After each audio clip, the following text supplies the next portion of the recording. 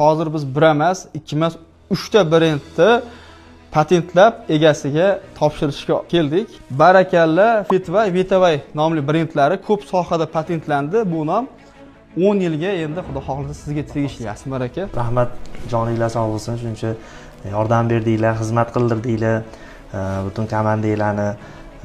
Menga o'zi ma'qul kelgan tomoni sizlar bilan ishlashni, o'zi patentlash nimaga kerak degan narsada ko'p tadbirkorlarning tushunchasi bor, lekin bizga o'xshagan yosh tadbirkorlarning tushunchasi to'liq emas ekanda. O'sha borgan paytimda bu shunchaki haligi qog'oz emasligi yoki bir qanaqadir avtoritetli narsa emasligi, u patentlash har bitta tadbirkorlik sohasidagi biznesmenga kerakli bo'lgan narsaligini tushuntirdinglar birinchi o'rinda. Shundan keyin mana bitta boshlaganimizni, demak qolgan loyihalarimizni ham umri uzoq bo'lishini niyat qilib qildirishimiz kerak ekan degan xulosaga keldik.